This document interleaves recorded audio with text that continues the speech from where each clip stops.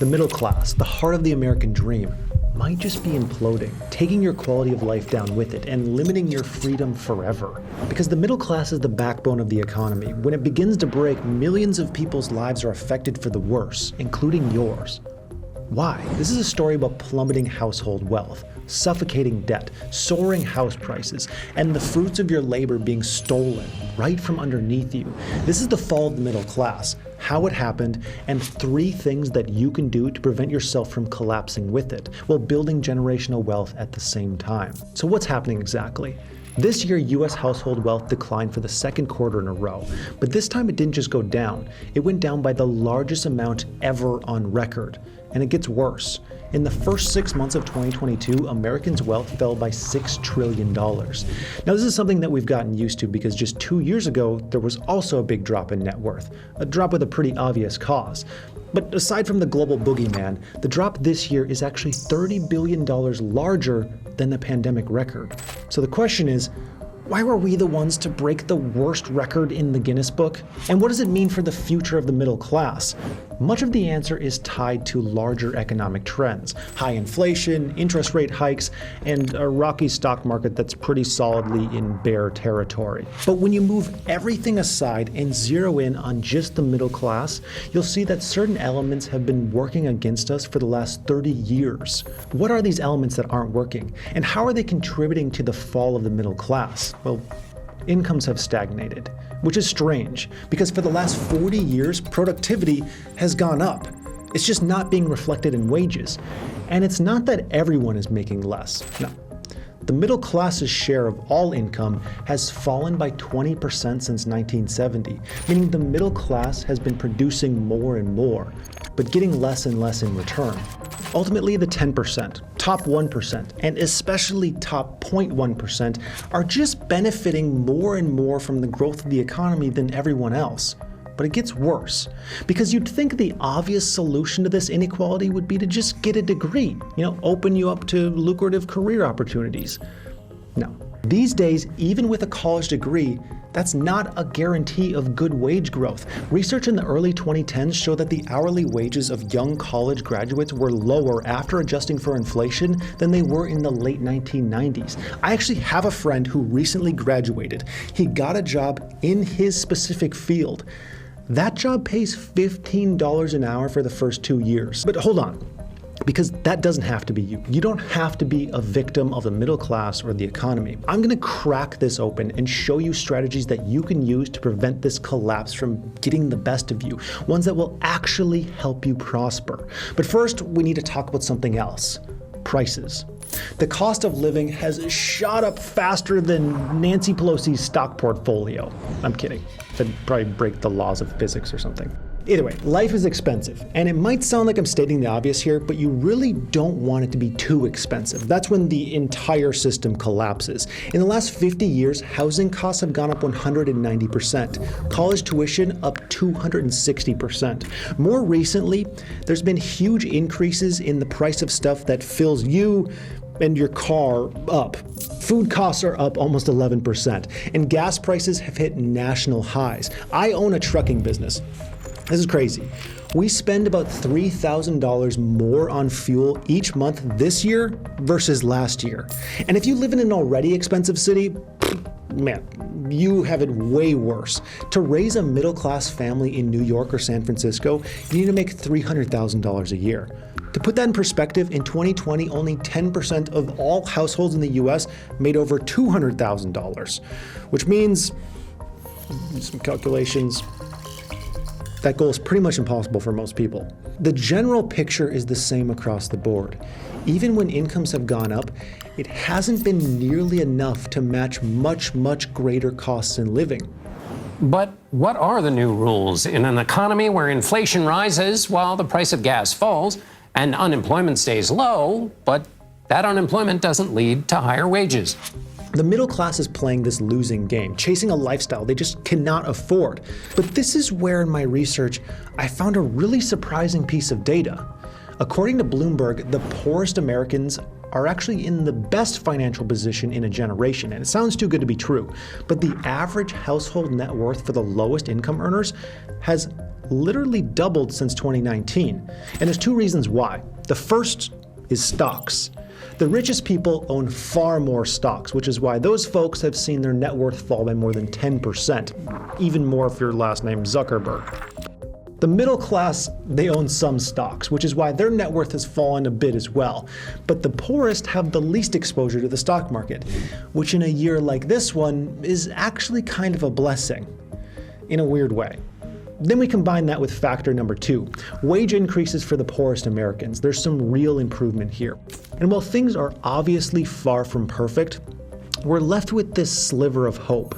A sliver of hope that inequality is getting better, starting with the poorest Americans first. And that could just maybe trickle to the middle class as well. But even that will only be possible if the middle class gets a hold of one major issue. Can you guess what it is? Debt. The amount of household debt has absolutely exploded. By the second quarter of 2022, American households owed over $16 trillion in debt. In 2012, that number was only $11 trillion. It's gone up over 40% in just 10 years. The biggest issues here are housing costs, student loans, cars, and medical debt. Close majority of people paying student loans are only paying interest. So they're not actually chipping away at that principal, and it means that the amount just builds up and builds up over time. They're just getting by. And spoiler alert, getting by isn't a very good financial plan. You can see how this just combines perfectly with other issues like some kind of financially sadistic jigsaw puzzle. Lower wages relative to increased living costs means more bills on credit cards. As the debt builds up, it becomes harder and harder to pay the entire balance, meaning you get further and further behind. Eventually, you can never catch up. The consumers that have a whole lot of debt really are struggling to survive. This is a pretty sad picture that shows you exactly the vicious cycle that causes the middle class to eventually implode. We're in a place now where families are falling out of the middle class through economic forces alone. 40 years ago, the middle class meant a steady income, owning a home, and financial security for you and your family. Families are still getting the same stuff, but often have to take on debt just to afford that stuff, which means that even if you're technically middle class, you own a home and you have a moderately high income, your bills and debt mean you really don't have much in the way of financial security. And the increased cost of living means your lifestyle might become completely unaffordable. A lot of cases, the real problems are the families who are downwardly mobile, the families who were middle class, who had sort of accumulated debt based on the expectations that they would remain middle class, and then something happens in the economy. You lose your job, but you've still got your mortgage and your car payments and your college loans. What this means is that a lot of folks who claim to be middle class really aren't. In some ways, middle class has become more of a marker or a way of feeling than some actual financial reality. This is an extremely uncomfortable fact, but if you have punishing debt and tanking finances, it may mean you've actually slipped out of the middle class. So this is bleak. But what can be done to fix it? Because while this is a story of the middle class, you're probably a character in it, going down with the ship. So what can you do? And beyond the negative forces that we just chatted about, we're also in rough waters economically, which compounds the damage on the middle class. We're in a crisis. The crisis will get worse, and it could get far worse. And while you can't fix that, there are things that you absolutely can do. Number 1, get a clear picture of your current financial situation, like down to the decimal point. This is not fun. It's about as unfun as things get, but it's absolutely necessary. Make a list of your current debts and APR that you're being charged on all of those debts. List your monthly incomes. List your monthly expenses. Create a gosh darn budget. You really cannot improve what you don't measure. You need to measure your finances. I can't stress this enough. Now, luckily, there are free apps out there that can help you with this. I use one called Personal Capital. Again, totally free, tracks all of your finances. I'll link it down below. Now, number 2, pay off any debt you can, especially anything that's high interest. A good strategy here is after you've made your list of debts, order them from highest interest to lowest. You know where to start and begin doing everything you can to pay those debts off. Another strategy is to refinance, especially if you have lots of bad debts, stuff like credit cards or high car payments. Anything above like 7% interest is pretty bad and you should try to get rid of it. And here's a little trick you can do. You can often do balance transfers and get credit cards with low or zero introductory interest rates, which means you can take that crazy high interest rate credit card, transfer it to a new card, and pay off the debt without interest for a period of time.